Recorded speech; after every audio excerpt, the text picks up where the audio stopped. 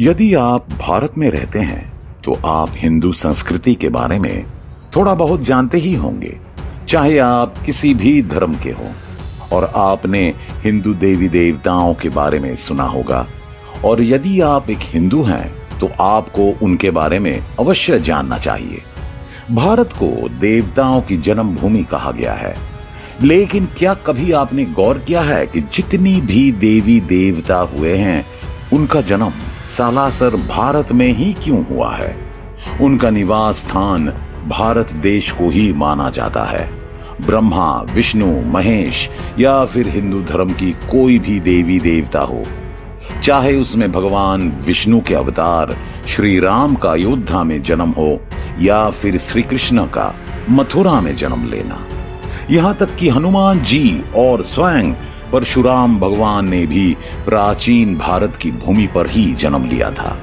ऐसे में आप कभी ना कभी ये सोचने पर मजबूर हो गए होंगे कि आखिर हिंदू धर्म के देवी देवताओं ने भारत में जन्म क्यों लिया। दोस्तों, आज के इस वीडियो में हम इसी सवाल का जवाब जानने की कोशिश करेंगे। तो चलिए जान लेते हैं इसके बारे में।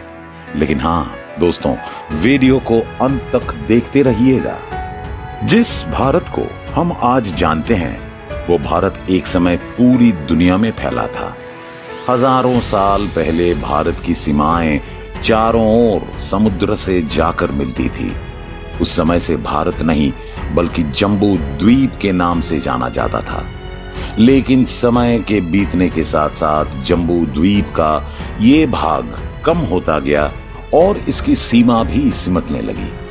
लेकिन आज से 1000 साल पहले तक भी भारत है, जिसे हम अखंड भारत भी कहते हैं, एक बहुत ही बड़े भूभाग पर फैला हुआ था। स्वामी वेद व्यास द्वारा लिखी गई मार्कंडेय पुराण में हमें इस अखंड भारत की झलक मिलती है। ये अफगानिस्तान, पाकिस्तान, श्रीलंका, भूटान, बांग्लादेश और चाइना के बहुत ही बड़े हिस्से तक फैला था। इस समय प्राचीन भारत को मेरु वर्ष के नाम से जाना जाता था। इस समय मेरु वर्ष के कई हिंदू देवी देवताओं का वास था। मार्कंडेय पुराण की माने तो मेरु वर्ष के पश्चिमी हिस्से में मौजूद हिमालय पर्वत की श्रृंखला में भगवान ब्रह्मा का वास था, जिसे उस समय ब्रह्मपुरी के नाम से जाना जाता था। इसके अलावा इसी ब्रह्मपुरी के पास 8 और शहर थे, जिसमें अलग अलग हिंदू देवी देवता निवास करते थे। जिनमें से एक शहर में देवताओं के राजा इंद्र का भी वास था।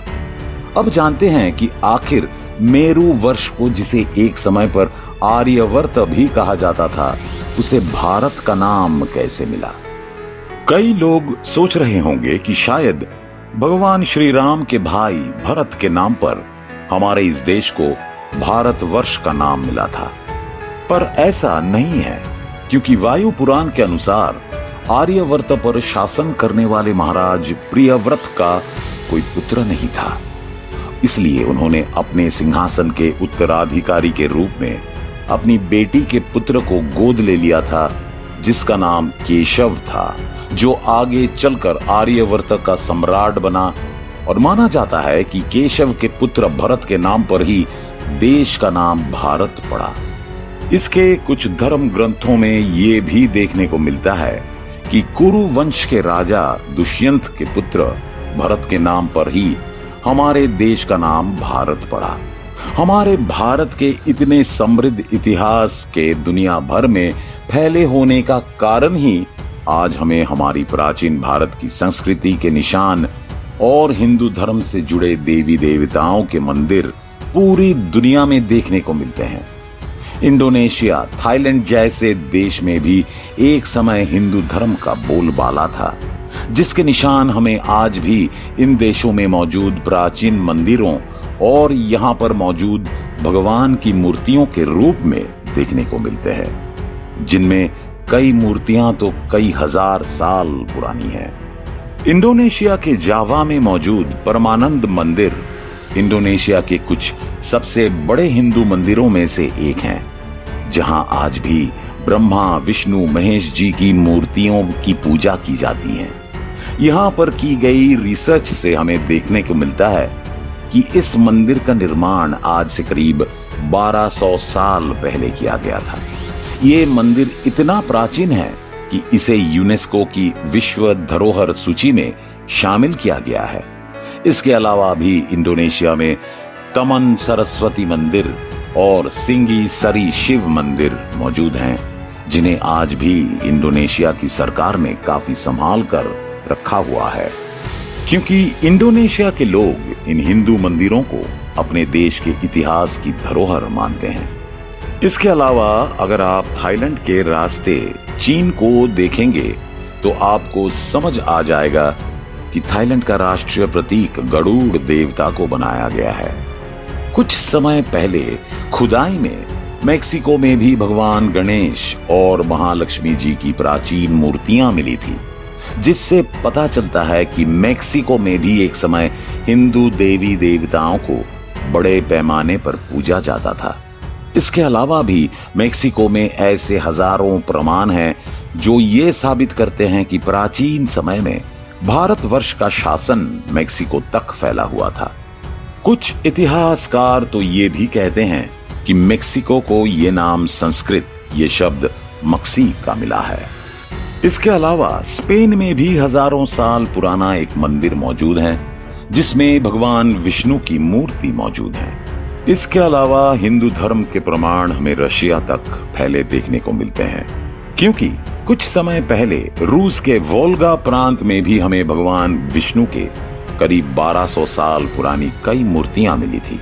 इसके अलावा यहाँ पर कुछ इतिहासकार मानते हैं कि आज से 2000 साल पहले रूस इस इलाके पर हिंदू धर्म का एक गहरा प्रभाव था और यहाँ पर बड़े पैमाने पर हिंदू देवी देवताओं की पूजा की जाती थी और यहाँ के लोगों का रहन सहन बिल्कुल भारतवासी की तरह था और उन्होंने अपनी पूजा के लिए यहाँ पर कई मंदिरों और भगवान की मूर्तियों का भी निर्माण किया था, जिनके निशान हमें आज यहाँ पर खुदाई में देखने को मिल जाते हैं। क्योंकि 2007 में भी रूस के इस शहर में कई प्राचीन सिक्के, पदक, अंगूठियां और हिंदू देवी देवताओं से जुड़े पत्थरों के अस्त्र शस्त्र मिले थे। ऐसे ही कुछ हमें कंबोडिया में भी देखने को मिला। यहाँ भी खोजकर्ताओं को कई हिंदू देवी देवताओं की मूर्तियां खनन के दौरान मिली। कई हिंदू देवी देवताओं के मंदिर भी हैं, जिन्हें आज भी यहाँ की सरकार अपने इतिहास की तरह संभाल कर रख दी है।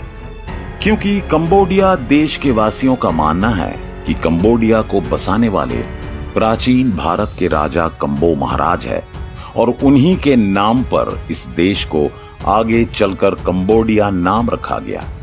इन सभी देशों में हिंदू धर्म की इतनी मजबूत प्राचीन जड़ों को देखकर हम ये कह सकते हैं कि जब हमें हमारे हिंदू देवताओं और हिंदू धर्म ग्रंथ द्वारा भारत का वर्णन देखने को मिलता है तो उनमें उसका मतलब केवल आज के भारत से नहीं है, बल्कि उनके लिए उस समय भारत का मतलब लगभग पूरी दुनिया हुआ करती थी।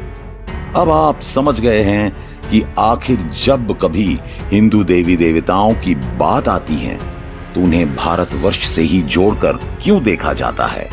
इसलिए जब हिंदू देवी देवताओं के पृथ्वी पर अवतार लेने की बात आती है तो हमें हिंदू देवी देवताओं का अवतार भारतवर्ष में ही देखने को मिलता है।